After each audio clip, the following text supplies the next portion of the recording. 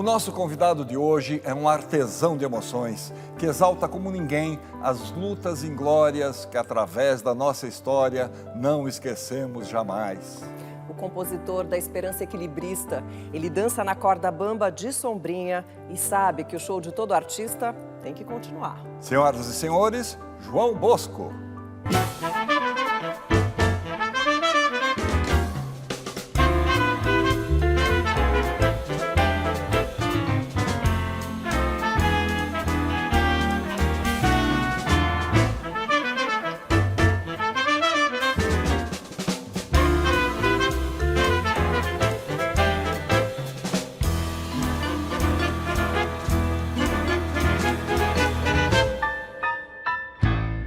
Muito bem, seja bem-vindo, João. Prazer te receber aqui no Persona. É uma honra ter você aqui com a gente. Obrigado a vocês pelo convite. E é um prazer para mim estar conversando com vocês e também com os telespectadores. Muito obrigado a vocês. Para começar, João, vamos falar um pouco da sua cidade, Ponte Nova, Minas Gerais. Como é que era a vida lá do moleque João? Como é que era a família? Tinha alguém que se envolvia com a música lá? Como é que era isso? Então, Ponte Nova fica na zona da mata de Minas, né? E fica ali a 70 quilômetros de Ouro Preto. E na minha família, a minha avó gostava de tocar bandolim. Eu tinha uma irmã mais velha que tocava muito bem o piano. E o meu primeiro violão foi um violão que ela comprou para si, mas acabou descobrindo que eu gostava muito dele. Então, ela acabou deixando esse violão comigo também. E a família sempre gostou de música. O Tonai, que era um compositor super bom, e também acredito que essas origens sonoras também ele acabou também assimilando, né, da família.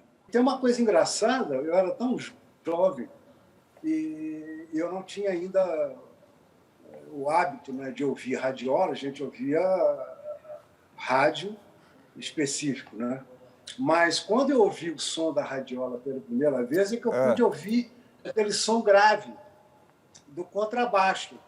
Então, eu achava que só a radiola é que continha o contrabaixo. Eu não achava que o contrabaixo era o instrumento. Eu achava que a radiola é que fazia esse baixo, porque eu não estava acostumado a ouvir isso no rádio normal. Então, isso foi o princípio, quer dizer, um princípio assim, de um garoto que não sabia de nada, mas que a música e as coisas iam entrando de forma muito espontânea e a gente ia registrando e sedimentando aquilo e ia vivendo, sem saber que a música já era muito viçosa e necessária dentro da gente. Verdade que a sua primeira referência foi o Anísio Silva, que você ouvia na rádio? Desde muito pequeno você já tinha esse sonho, como falou, né, de ser músico, mas você não verbalizava. Eu ouvia o Anísio Silva através do rádio, né? E ele tinha uma voz muito peculiar, porque ele tinha uma sonoridade que passava, que ficava entre as cordas vocais e o nasal, né? E era uma coisa muito peculiar, assim como o Miltinho também tinha uma voz muito peculiar também. Mas o Anísio Silva, ele fez um show em Ponte Nova, no cinema. E eu, então, fui assistir. E eu fiquei muito impressionado. E ele tinha uma canção que era muito sucesso, que era Interesseira, né? Interesseira, não há mais ninguém. Isso foi um grande sucesso. E, naturalmente, ele cantou essa música logo quando chegou no palco e cantou também quando saiu, porque nós conhecíamos muito Interesseira, mas não conhecíamos todo o trabalho do Anísio Silva. Mas foi uma dessas pessoas que eu vi cantar em Ponte Nova. João, aos 11 anos, mais ou menos, você participou de um show de calouros imitando um grande nome da música brasileira. Quem era essa referência, essa grande referência, e quem mais fazia a tua cabeça nessa época? Eu fiz um show imitando o Calbi Peixoto, quer dizer, eu achava que eu imitava o Calbi Peixoto. Eu devia ter 11 anos de idade. E eu conhecia, lá em Ponte Nova, tinha uma rádio muito boa, chamada ZYR2, Rádio Sociedade de Ponte Nova. E eu, então, fui lá nesse programa de calor cantar uma canção chamada Nono Mandamento, né? Senhora, que estou eu de joelho, trazendo os olhos vermelhos, de chorar porque pequei. Era uma canção, uma gravação do Calbi, que eu adorava. Grande sucesso dele. Mas lá em casa, tinha uma moça que trabalhava lá em casa, que ajudava a minha mãe, que também cantava. E ela acabou se inscrevendo nesse mesmo programa que eu estive. Ela ganhou. Genial. Eu tive que voltar com ela para casa, entendeu? Eu, defendendo o Calbi, perdi por ela cantando Wilson Batista. Quer dizer, talvez tenha sido aí que eu tenha me atinado para o samba. Eu digo, caramba, o Wilson Batista, aí comecei a prestar mais atenção nisso. Mas isso foi uma coisa bem interessante nessa época. Mas antes dessa história do samba, tem um sensacional conjunto que se chamava X-Gare. Você participava? Era seu o conjunto? Como é que é essa história do X-Gare? Bom, essa história começa com Elvis Presley e Little Richard, né? Tinha uma gravação deles de uma canção chamada She's Got It. Eu, naquela época, não falava nem o português, então eu entendi que eles cantavam como She's Got It, She's Got It. Aí eu botei o nome da banda de X, com algarismo romano, Gare, X Gare. Então era um grupo que tocava rock. Nós tínhamos esse repertório, né, do Elvis. Eu me lembro que eu tinha um violão que a gente chamava de... É um violão com cristal, ou seja, embaixo das cordas tinha uma placa de alumínio eletrificada. Então, você ligava aquilo, a tomada num amplificador, um amplificador que mais parecia um ferro elétrico do que um amplificador, de tão pequenininho. E a gente tocava e suava nas mãos, e aquilo esbarrava nessa placa de alumínio e dava choque. Né? Então, a gente tinha que ter uma técnica de tocar nas cordas e não aprofundar os dedos entre as cordas, porque você tomava choque. Mas eu fiz shows em vários lugares ali por Minas Gerais. Né? Enfim, era uma coisa de amor à música, já declarado, explícito, e que a gente fazia qualquer coisa para fazer um show. Eu me lembro que naquela época, muitas vezes, a gente ganhava, no local que a gente ia fazer show, a gente ganhava um jantar, umas frutas, e isso estava maravilhoso. Estava bom, né? João, agora a gente tem o depoimento de um velho amigo mineiro como você, que fez questão de te mandar uma saudação. Vamos ver? Falar sobre o João Bosco é tarefa prazerosa, é tarefa de muito assunto. Poderíamos falar durante horas e horas de uma pessoa séria, interessante, mas principalmente eu gostaria de falar do meu lado de amizade com o João, que foi por onde começou tudo. Eu conheci o João, nós somos da mesma região, embora eu tenha nascido em Belo Horizonte e ele em Ponte Nova, as nossas famílias são todas de Ponte Nova, de forma que a gente teve uma juventude maravilhosa, ligada em amizade, antes de tudo. Depois veio a música, muito importante, e o João é um cara sério, um menino e um homem muito direito, que eu considero profundamente até hoje, trago em meu coração. Poderia fazer um programa falando milhares de coisas, contando muitas coisas da minha admiração por seu trabalho. Mas por hoje vai ficar por aqui. Eu sou Nelson Ângelo, amigo do João, para sempre. Um abraço. Amigo para sempre. Poxa, que maravilha! Esse cara é um gênio, né? É um compositor extraordinário e foi ele quem me falou do Milton Nascimento pela primeira vez. A gente já trocando figurinhas, né? Mostrando canções um para o outro. Ele falou, olha, o dia que você conhecer um cara que tem lá em Belo Horizonte, você vai pirar, porque o cara realmente é diferente de tudo. Ele falava do Milton Nascimento. E aí, de fato, isso aconteceu. E eu combinei com ele, fui a Belo Horizonte e nós, então, fomos visitar o Milton, que tocava num lugar na Rua da Bahia, era um restaurante, e o Milton tocava voz e violão entre as mesas desse restaurante, e nós ficamos ali do lado de fora esperando o intervalo do Milton. E aí o Milton foi lá fora falar conosco, e isso tudo iniciou uma amizade que, como diz o Nelson, é para sempre. E essa amizade também com o Nelson e com o Milton também é para sempre.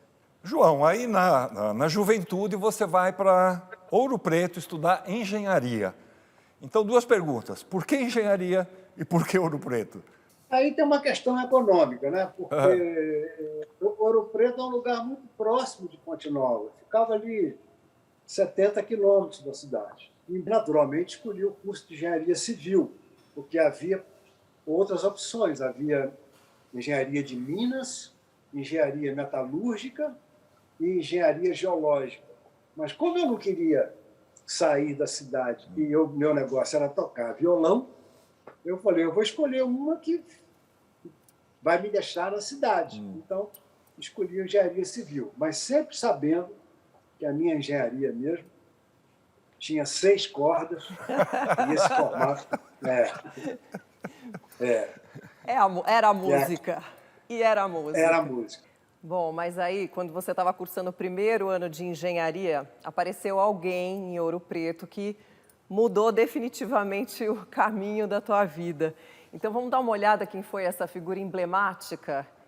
Vamos lá?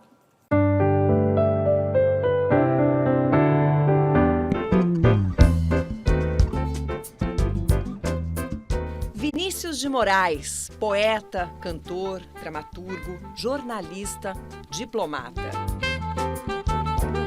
Sem dúvida, uma das mais reverenciadas personalidades da cultura brasileira. Como letrista da bossa nova e da MPB, Vinícius conquistou corações e mentes de muitas gerações em lendárias parcerias com os mais renomados compositores. São inúmeras as composições de Vinícius que fazem parte da lista das melhores canções já produzidas no nosso país. Vinícius sabia que a vida é arte do encontro, embora haja tanto desencontro pela vida. Poetinha camarada, como era conhecido, Vinícius sempre abriu as portas e partilhou o seu talento também com jovens músicos em início de carreira. Quis o destino que um dia, em 1967, ele estivesse em Ouro Preto e encontrasse à sua porta um jovem e acanhado estudante portando nas mãos o seu violão. Nasceu uma amizade, nasceu uma inesperada parceria. Era Vinícius colocando em prática a sua arte do encontro. Fez melhor depois. Começar a carreira com Vinícius de Moraes não é para qualquer um, né, João? Como é que foi esse encontro, hein? Isso foi mágico na minha vida, né? Estou muito feliz essa tomada dessa canção, né, que é a minha primeira parceria com ele, onde ele diz, né, esse verso dele diz, o amor é uma coisa linda, ninguém fez melhor depois. Isso foi em 67. Então, eu tinha acabado de ingressar na escola de engenharia.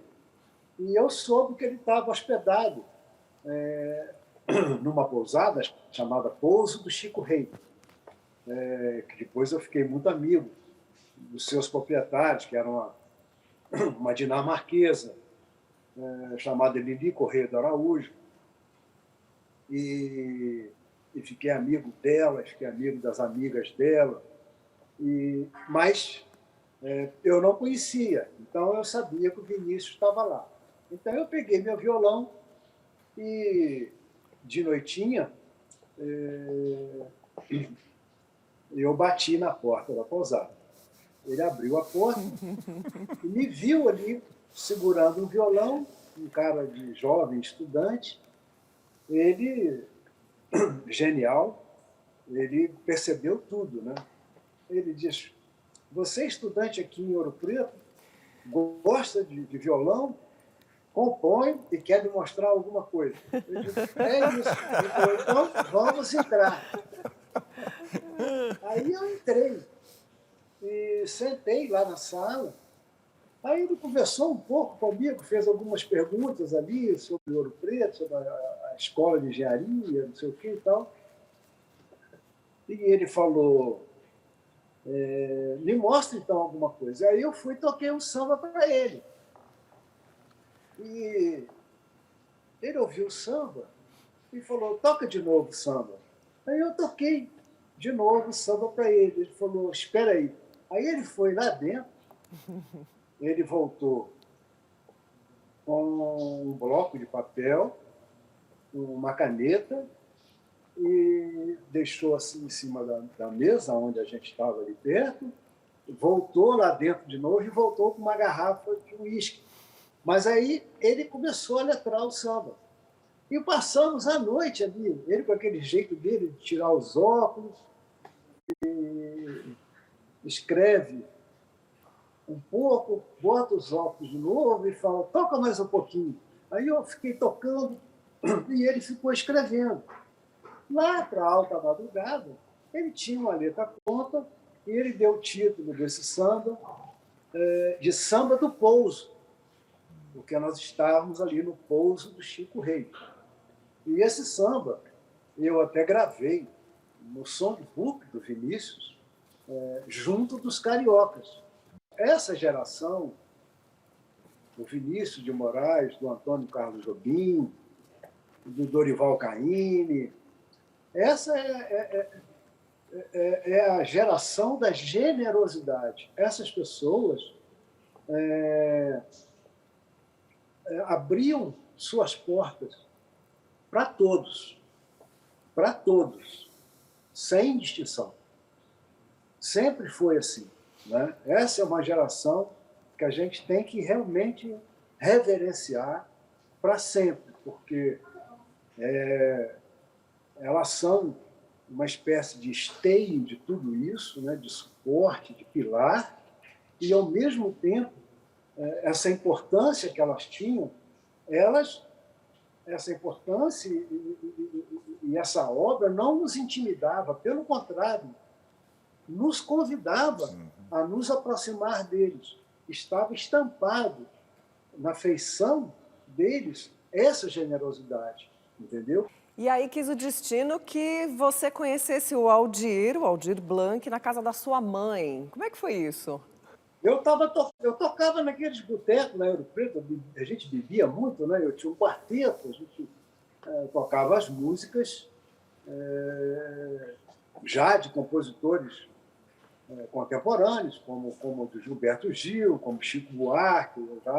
Eu estava tocando no boteco algumas coisas, entre uma música e outra que eu fazia com esse quarteto, eu fazia umas músicas minhas que não tinham letras, não tinham palavras, só tinham sons. E tinha um sujeito sentado numa mesa ao lado que me viu tocando essas músicas esquisitas, assim, tudo, e ele então se aproximou numa certa altura e disse: de quem são essas músicas que você toca, que não tem essas letras? Aí eu disse: são minhas. Aí ele disse assim: aí, rapaz, eu tenho um amigo lá no Rio de Janeiro que ia adorar te conhecer, e eu acho que ele gostaria muito de colocar umas palavras nessas suas músicas.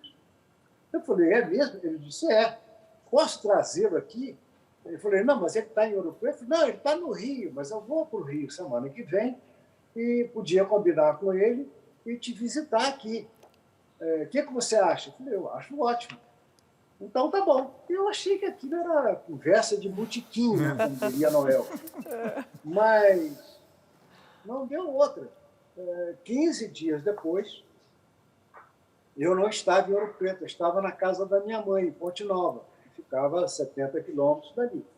Eles foram a Ouro Preto, eles chegaram em Ouro Preto, não me encontraram. Mas aí as pessoas disseram, não, ele mora aqui perto, em Ponte Nova, vai lá e procura a casa da dona Nilá, que vocês vão chegar na casa dele. Era um sábado, e a minha mãe foi para a cozinha fazer uma macarronada para todo mundo, e lá, então, nós nos conhecemos. E eu, então, e o Pedro falou, mostra aquelas músicas que você cantava. Aí eu fui e mostrei. Era o Agnus Sei, era a música do Agnus Sei, era o Bala com Bala, e tinha uma música chamada Angra, que foi gravada até pelo Ney Matogrosso também.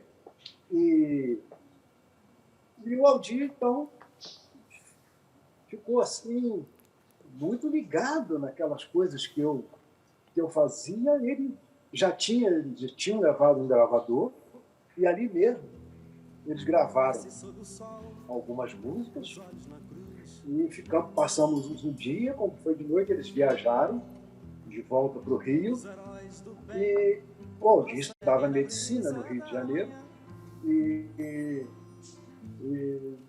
alguns dias depois começaram a chegar pelo correio algumas letras que o Aldir tinha enviado. João Bosco, vamos fazer um pequeno intervalo agora, a gente volta já já para continuar esse papo com você, tá bom? Voltamos já com o Persona. Certo.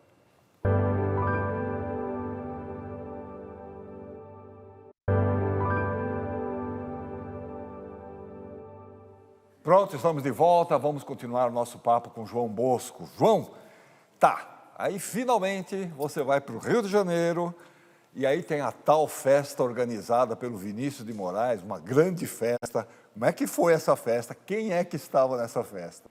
Então, essa festa, o motivo dessa festa foi o lançamento do disco de bolso, né? Do Agnus Sei, no lado B, e do Águas de Março, no lado A. Então, o Vinícius, ele convidou algumas pessoas para que essas pessoas conhecessem o Aldir e eu, e a nossa música, um pouco da nossa música. E então o Aldir e eu fomos, o Vinícius morava aqui na Gávea, se não me engano, numa rua chamada Frederico Eyer. Era uma casa que tinha uma escada, tinha um alpendre, e aí você, então, tinha uma mesa de mármore, que ficava ao ar livre, com 2 bancos, também de mármore, e a gente, então, aí logo tinha a porta de entrada da casa. E ele, então, convidou o Flávio Rangel, convidou o Chico Buarque, ele convidou o Egberto Gismonti, né? E estava na casa dele um casal, né, de argentinos. Ela era a Amelita Baltar e ele, Astor Piazzolla. E eu e o Aldir ali começamos a tocar umas músicas. Mas foi uma noite belíssima, porque tudo era muito leve, as pessoas eram muito generosas, como dissemos aqui antes, e até no meio dessa madrugada, o Vinícius é chamado lá fora, na casa, e depois ele passa um tempo, e aí ele volta de novo para a sala onde estávamos, aí ele chega no meu ouvido e fala, Joãozinho, vem aqui comigo. Aí eu saí com ele assim, e lá fora, naquele banco de mármore, daquela mesa de mármore, estava sentado ali o Gilberto Gil. E ele disse, o Gilzinho veio aqui mostrar um samba novo, um samba lindo.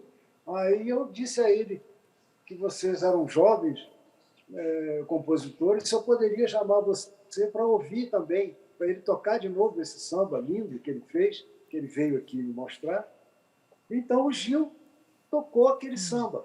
E ficamos ali mais uns 5 minutos. Depois o Gil desceu as escadas e foi embora. E nós entramos. Voltamos dentro da casa. Então ainda aconteceu isso. E eu já conversei com o Gil sobre isso e tentamos lembrar que samba era esse. Eu não consigo me lembrar, e nem ele também. Ele acha que poderia ser esse ou aquele samba, mas a gente não tem. A gente não sabe qual foi esse samba, mas aconteceu isso. Você vê como é que era a casa do Vinícius e o que é que o Vinícius representava, né, nessa época. Foi lindo. Bom, você foi apresentado a Elis Regina, né? E aí juntou a fome com a vontade de comer. Como é que você chegou até a Elis e o que resultou desse encontro? Então, isso foi no mesmo mês do lançamento do disco de bolso, no mesmo mês da festa do Vinícius. E aí alguém me disse que ela estava ensaiando no Teatro da Praia um novo show e que eu poderia ir lá mostrar alguma canção para ela e que eles já tinham combinado com ela que ela me receberia. Então, eu fui com um violão no Teatro da Praia, entrei, ela estava lá ensaiando, e ao piano estava o César Camargo Mariano, que também estava começando o trabalho com ela. Acho que foi o primeiro show que eles fizeram juntos. Então, eu cheguei no palco e ela me disse, você que é de Minas Gerais, né? E ela falou assim, olha, eu estou adorando Minas Gerais.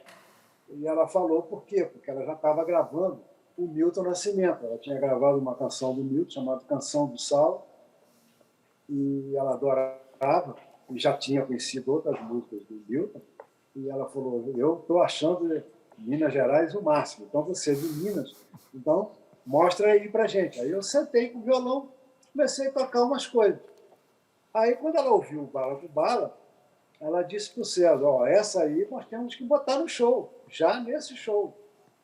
Aí aconteceu isso. O show dela estreou em setembro, outubro, e já com o Bala com Bala.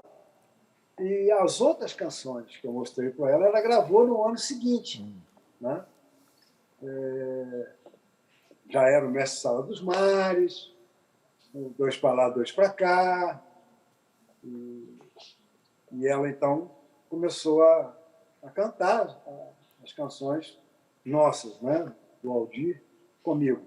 E começou uma grande amizade e nós, então, passamos a pensar, quando fazíamos uma música, nós só pensávamos na Elis, e da possibilidade dela gravar, e, além disso, de como a música resultaria após a interpretação dela, porque ela sempre criava uma situação nova para cada canção que a gente entregava para ela. Era sempre um momento muito especial, aquele momento de você entregar uma música para a Elis e aquela espera para o lançamento do disco e ver o que ela... Como é que ela transformou aquela canção do jeito dela, como ela gostaria que aquela canção fosse. Era assim, era uma coisa que ela adotava, né, como se fosse dela. E por isso ela criava de forma muito especial as canções. João Bosco, o primeiro LP a gente nunca esquece, né? Só para falar para as pessoas, LP é aquele discão grandão, né? Que tem 6 músicas de um lado, 6 músicas do outro lado, né? Nós temos um depoimento sobre isso para você. Eu sou Rio do Hora. E estou passando por aqui para dar um abraço ao meu amigo João Bosco, né? E dizer para todo mundo que eu fui o primeiro produtor dele. Produtor de disco, né? De LP, né? Que ele já tinha gravado lá no disco do Pasquim, naquele que tinha o som do outro lado. Mas o primeiro LP que o João fez foi na RCA. E olha só como é que o menino começou. Muito bem cercado. Ó. Arranjos de Luiz Essa, Rogério Duprá e, modéstia à parte, é o Leandro, João, produção do seu amigo Rio do Hora. Zé Lação. Olha o sorrisão do Rio do Hora aí. Esse é um grande amigo e fez coisas maravilhosas com a gente no estúdio. E gravamos toda a nossa série de discos na RCA Victor com a produção dele. Um sujeito, um grande instrumentista. E sempre foi um cara com uma cabeça muito aberta e sempre procurando fazer o melhor. Então, esse foi o primeiro disco. Rogério Duprá, Luiz Essa, produção de Rio do Hora, a gente gravando esse disco em São Paulo, que era o melhor estúdio que existia no Brasil, era o estúdio da RCA Victor, que era um estúdio que já tinha 16 canais nessa época.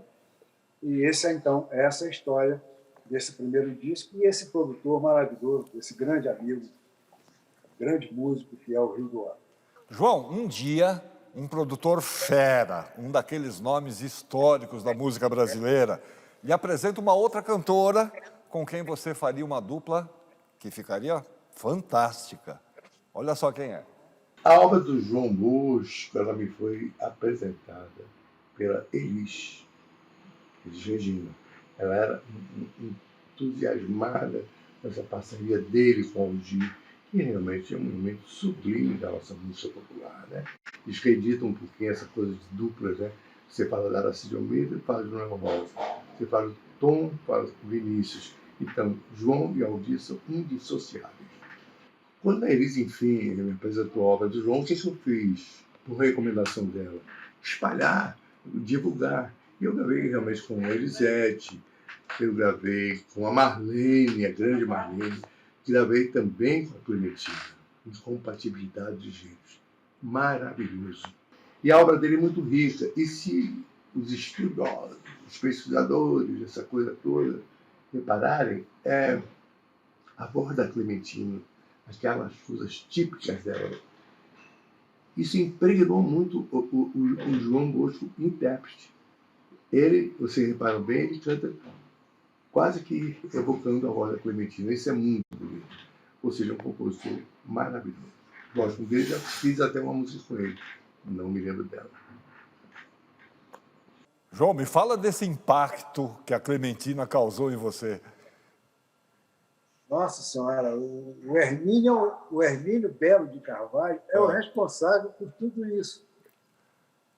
Ele é responsável pela Clementina de Jesus, que ele descobriu numa igreja da Glória, produziu e deu vida à Clementina e colocou toda aquela memória afro-brasileira que a Clementina continha dentro de si, ele colocou isso para fora, extraiu da Clementina tudo isso, e nós, brasileiros, pudemos, então, conhecer um pouco mais da nossa ancestralidade. O Hermínio tinha uma discoteca fantástica. Eu frequentava muito a casa dele e aprendi muita coisa com ele. E foi assim que ele me aproximou da Clementina.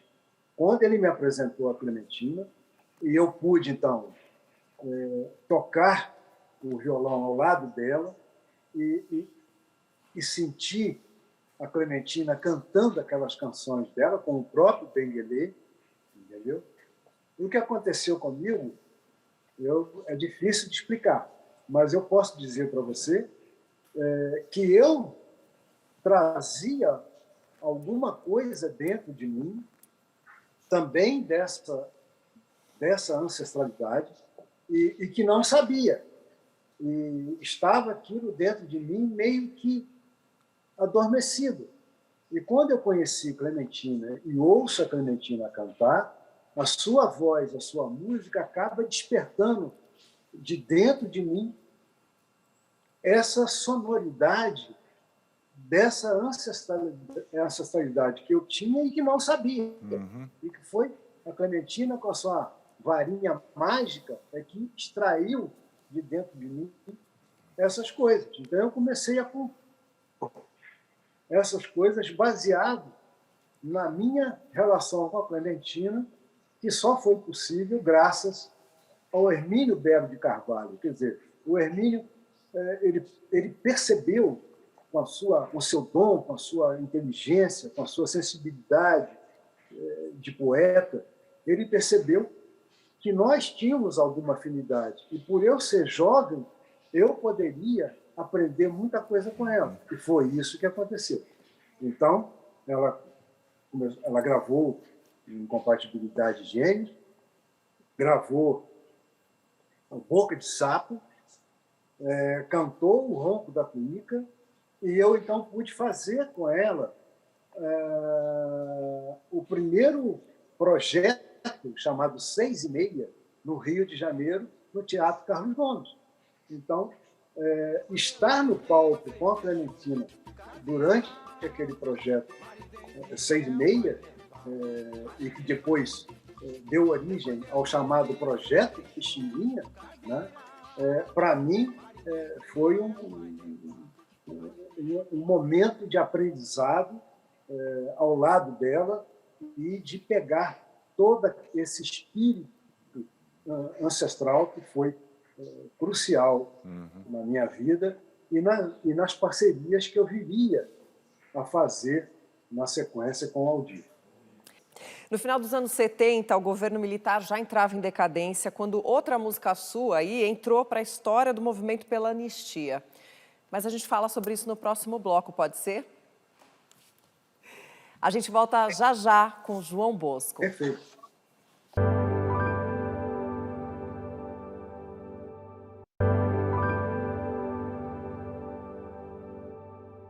Pronto, voltamos para continuar o Persona, hoje conversando com João Bosco. João Bosco, é verdade que você e o Paulinho da Viola ganharam na loteria esportiva? Vocês ficaram ricos? Nós tínhamos uma editora chamada Saci, e ela não rendia nada, então nós estávamos muito decepcionados com isso e saímos da reunião da editora e eu fui levar o Paulinho em casa e na porta da casa dele tinha uma loja lotérica. Aí eu disse assim, vamos fazer um jogo de loteria esportiva? E ele conhecia o cara já estava fechando a loja. Aí ele disse, vamos. Eu falei, mas a gente bota triplo no Flamengo e no Vasco. Ele é vascaíno, eu sou flamenguista. A gente bota o jogo, dois triplos. E aí fizemos o jogo. Eu viajei para Cuba, para um festival de varadeiro, onde eu passei 15 dias. E nesse meio tempo, houve a apuração da loteria. Então, nós ganhamos, mas eu não sabia. Ele sabia, mas o jogo não estava no nome nem dele nem no meu, porque nós achávamos que nós não dávamos muita sorte. Então, colocamos no nome da Ângela. Então, era um jogo que tinha feito 13 pontos e estava no nome da Ângela. Só que a Ângela estava comigo em Cuba. Então, o Paulinho ficou aqui sozinho com aquele... Que agonia, hein? Com aquele papel dos 13 pontos e pensando assim, os caras estão em Cuba, será que eles vão voltar? E o nome e o jogo no nome da Ângela. Mas, enfim, quando eu cheguei, nós nos falamos, nós fizemos 13 pontos, ele não acredita, Então, eu e o Paulinho da Viola fizemos os 13 pontos na loteria e não foi muita gente que fez, não, hein? Nós, acho que fomos 13 ou 14 ganhadores. Aconteceu isso. Olha. Genial essa história. Em 1979, a Elis Regina grava a música que se tornaria quase que um hino da anistia. Vamos ver um pouco dessa história?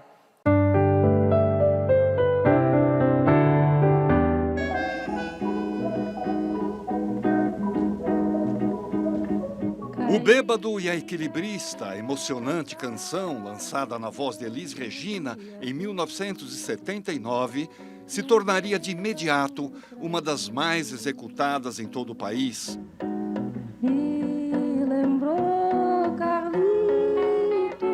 A música, que inicialmente seria uma homenagem ao inesquecível Charlie Chaplin, acabou ganhando um caráter político e social que a transformou em uma espécie de hino da anistia. Chorava-se as Marias e as Clarices, chorava a pátria mãe gentil e sonhava-se com a volta dos exilados. O bêbado, trajando luto, lamentava a noite sombria em que o país estava mergulhado. Mas também cantava-se a esperança que, mesmo equilibrista, continuava viva.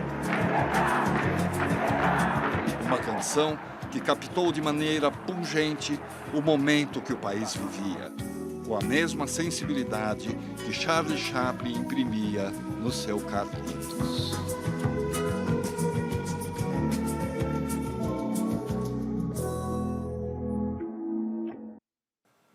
João, na época da censura, era comum o uso de metáforas para tentar enganar os censores.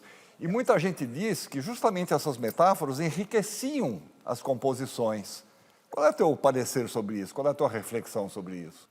O Aldir era tão genial que quando a censura censurava uma letra, ele vinha com uma melhor. Ele conseguia se superar. Isso aconteceu no Mestre Sala dos Mares, que chamava-se Almirante Negro. E como o Almirante Negro foi vetado, e outras partes da música também foram vetadas, ele conseguiu fazer uma letra superior àquela original. Só o Aldir conseguia fazer isso. E então a censura com ele não se dava bem. Ele acabava criando uma segunda opção, ou às vezes uma terceira opção, de qualidade ainda superior à anterior. Ele conseguia se superar. E isso é maravilhoso. O Bêbado Equilibrista é uma canção que vem da morte do Charlie Chaplin no Natal de 77. Eu faço essa melodia baseada no Smile, do próprio Chaplin, que também era compositor, e falo do Aldir. Eu fiz isso em Minas Gerais, no quintal da casa dos meus pais. Chego no Rio, mostro para ele essa canção, que era um samba, e ele, de repente, leva essa canção para casa. Quando volta com essa história, que é uma história que acabou virando o hino da anistia, algo magistral sobre o Brasil e acontecimentos recentes brasileiros. E a Elis, então, quando é apresentada essa canção, ela se identifica de tal maneira com essa canção que a interpretação dela diz tudo. É a própria... Essa canção é a voz da Elis. Ela tomando essa canção para si e interpretando como se fosse a autora dessa canção. E essa canção, então, toma conta do Brasil, e o Brasil se identifica com essa canção como sendo aquela canção que chama de volta para casa aqueles que tinham sido exilados, e eles, então, podem voltar para casa, porque essa canção funciona como uma espécie de chamado dessas pessoas de volta para casa. O próprio Betinho é uma dessas pessoas, e ele confessa isso quando chega no Brasil.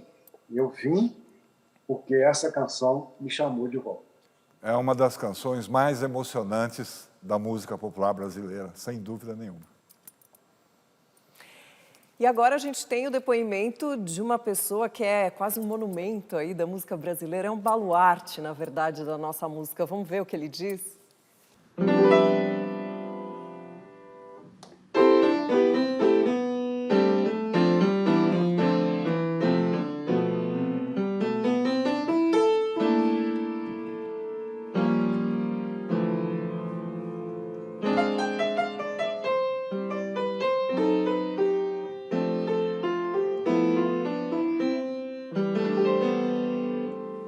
João Bosco, melodia da melhor qualidade, harmonia também.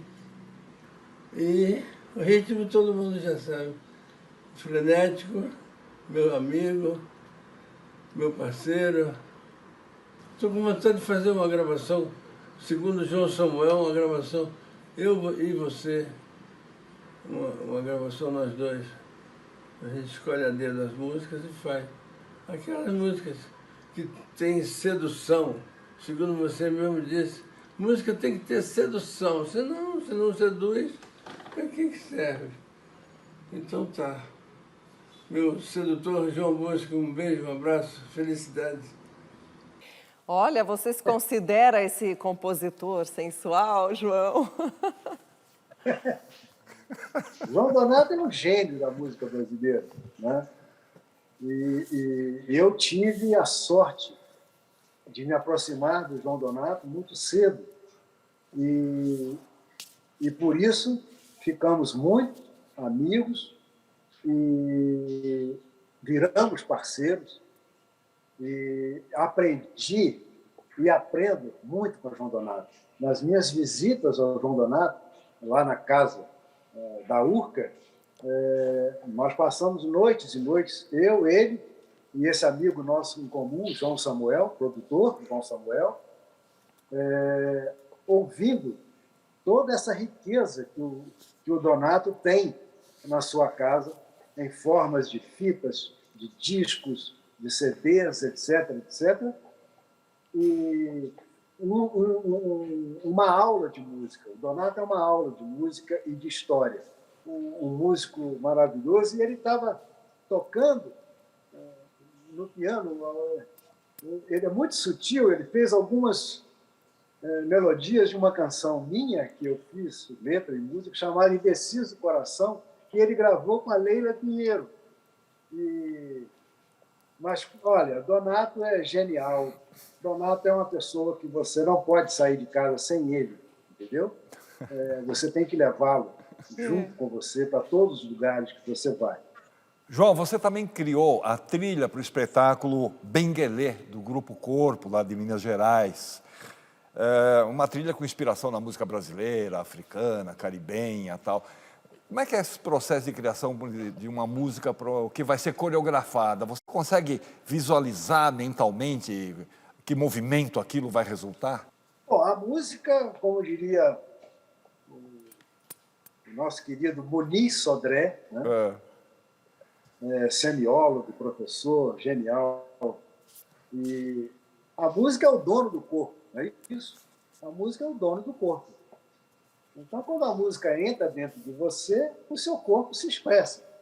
Então, a música ela já vem com essa expressão, né, contida, né, na música. Quando os irmãos Pederneiras me convidaram para fazer a trilha do Benguelê, lógico, a minha primeira resposta foi não, porque eu nunca tinha feito essa experiência. Mas e a generosidade deles e o talento deles, eles acreditaram em mim e reforçaram. Não, você vai fazer, nós queremos que você faça uma trilha para o Grupo Corpo. Então, eu pude fazer uma viagem pela ancestralidade, não só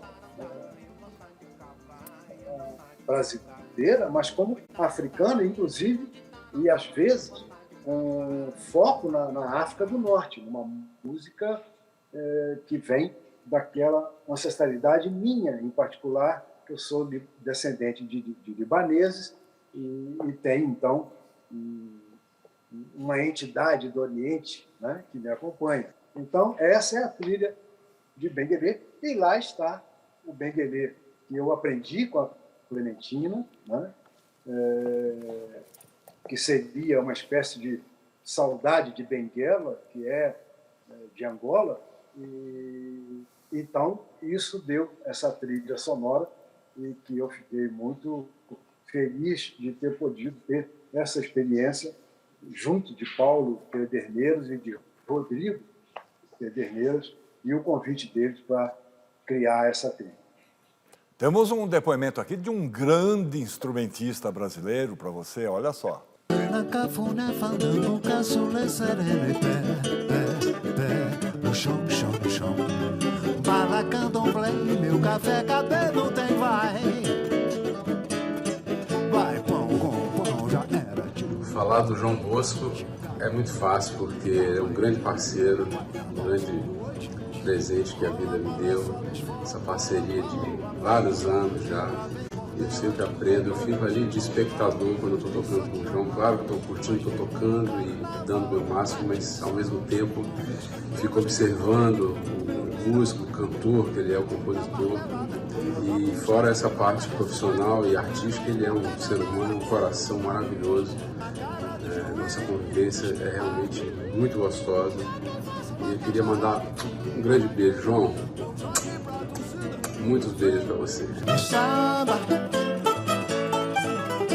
samba, samba, samba, samba, samba, samba, samba. Pega pra capar.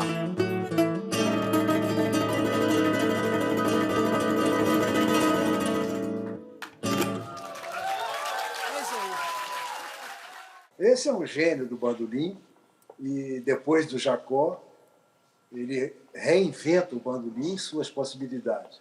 É um cara que torna aquela frase do Picasso verdade. Ele é um exemplo disso. Ou é fácil ou é impossível. Tudo para ele é fácil. Você tocar com esse cara fica fácil, porque ele sabe tudo. Ele vai aonde você for, ele faz o que você quiser e ele cria e recria quantas vezes você quiser aquela canção.